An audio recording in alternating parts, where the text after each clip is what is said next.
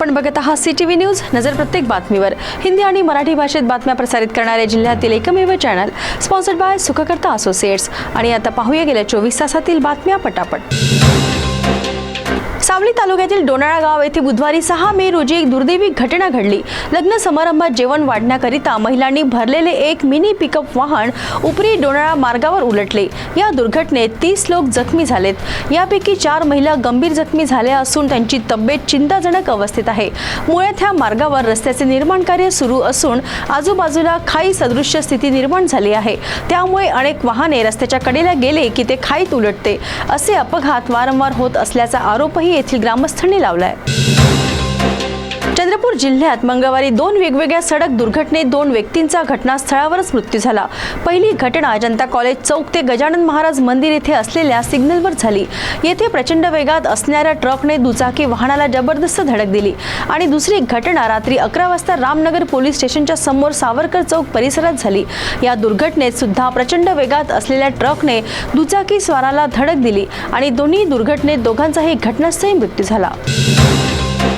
बल्लारपूर शहरातील गणपती विसर्जन घाट परिसरात तलवार घेऊन फिरणाऱ्या एका युवकाला पोलिसांनी अटक केली आहे. स्वामी समय मेटपिल्ली, वय वर्ष 25, श्रीरामवाड बल्लारपूर येथील निवासी असलेला हा व्यक्ती खुलेआम तलवार घेऊन नागरिकांमध्ये दहशत पसरविण्याचा प्रयत्न करत होता. आखाती देशात युद्ध सुरू झाल्यानंतर भारतात सर्वत्र पेट्रोल आणि डिझेल करिता वाहनांच्या रांगाच रांगा नजरेस पडत होत्या. परंतु कालांतराने ही स्थिती पूर्ववत झाली. परंतु आता काही दिवसांपासून पुन्हा एकदा पेट्रोल आणि डिझेल करिता वाहनांच्या रांगा चंद्रपूर जिल्ह्यात नजरेस पडत असून पेट्रोल आणि डिझेल यांची खरंच कमतरता आहे का की नफेखोरी, असा संशय नागरिकांमध्ये व्यक्त होत आहे. मात्र प्रशासनाने असा कुठलाही प्रसंग नसल्याचे स्पष्ट करीत सर्वत्र पेट्रोल, डिझेल आणि गॅस मुबलक प्रमाणात उपलब्ध असल्याची ग्वाही दिली आहे. राज्यात अल्पवयीन मुलींवर बलात्कारांचे प्रमाण प्रचंड वाढले असून नरसापूर नंतर पातूर तहसील मधील चांदणी ठाण्याअंतर्गत येणाऱ्या एका गावात 10 वर्षीय मुलीसोबत 60 वर्षीय आरोपीने अत्याचार केल्याची घटना 5 मे रोजी उघडकीस आली. पीडितेचे आई-बाबा हे मजुरीचे काम करतात आणि ते कामाकरिता शेतात गेले असता आरोपी जगराम आडे याने तिच्यासोबत कुकर्म केले. त्यानंतर वारंवार जीवे मारण्याची धमकी देऊन सतत तो अत्याचार करत राहिला. अखेरीस या अत्याचाराला कंटाळून पीडितेने ही घटना आपल्या आई-बाबांना सांगितली. त्यानंतर ह्या गावात प्रचंड दहशतीचे वातावरण निर्माण झाले असून पालकांनी आरोपी विरुद्ध कडक कारवाई करण्याची मागणी केली आहे. भंडारा जिल्ह्यातील देवाळा रोडवर अवैध रेती वाहतूक करणाऱ्या टिप्परने दुचाकीस्वारास धडक दिल्याने हा दुचाकीस्वार ट्रकच्या मागील चाकांमध्ये येऊन त्याच्या शरीराचा अक्षरशः चेंदामेंदा झाला. सध्या रेती तस्करी करणारे अनेक हायवा आणि मोठे ट्रक हे बेधुंदपणे रस्त्यावर धावत असून यांना प्रशासनाचा किंवा कायद्याचाही धाक उरलेला नाही. कारण राजकीय व्यक्तींचे पाठबळ अशा अपघातांना चालना देत आहे. रेल्वे मंत्रालयाने वर्धा ते यवतमाळ आणि यवतमाळ ते नांदेड अशा रेल्वे लाईनची आखणी करून त्याला मंजुरी दिली आहे. त्यामुळे आता वर्धा ते यवतमाळ आणि नांदेड हा प्रवास प्रवाशांकरिता सुखकारक ठरण्याची चिन्हे दिसून येत आहे.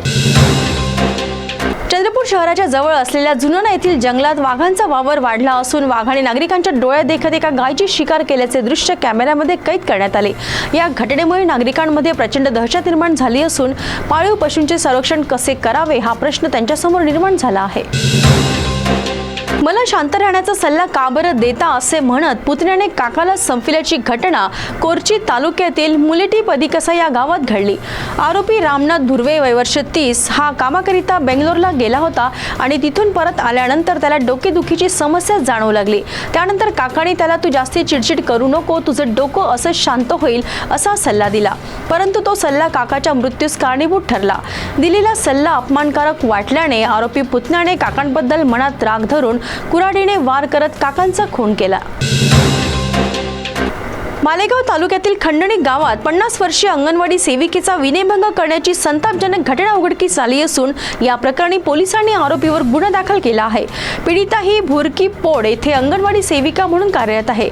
ती कर्तव्यावर जात असताना आरोपी अब्दुल असीम अब्दुल गफ्फर शेख, वय वर्ष 55, याने तिचा रस्ता अडवला आणि त्यानंतर तिचा विनयभंग केला. 1 मे रोजी महाराष्ट्र दिनाचे औचित्य साधून गिरनार चौक येथे छत्रपती शिवाजी महाराज यांच्या पुतळ्याचे भूमिपूजन पार पडले। मात्र या कार्यक्रमात अनेक त्रुटी निदर्शनास आल्याने आयुक्त अकनुरी नरेश यांनी महानगरपालिकेतील चौघांना निलंबित केल्याने महानगरपालिकेतील कर्मचाऱ्यांमध्ये एकच खळबळ उडाली आहे। यामध्ये महापौर आणि उपमहापौर यांच्या कार्यालयातील 2 शिपाई तर जनसंपर्क अधिकारी आणि भांडार अधिकारी या दोघांना निलंबित करण्यात आले। तर या होत्या आजच्या पटापट बातम्या। लवकरच भेटूया पुन्हा काही नव्या बातम्यांसह। तोपर्यंत अशाच बातम्यांची अपडेट पाहण्यासाठी बघत रहा CTV न्यूज, नजर प्रत्येक बातमीवर। नमस्कार।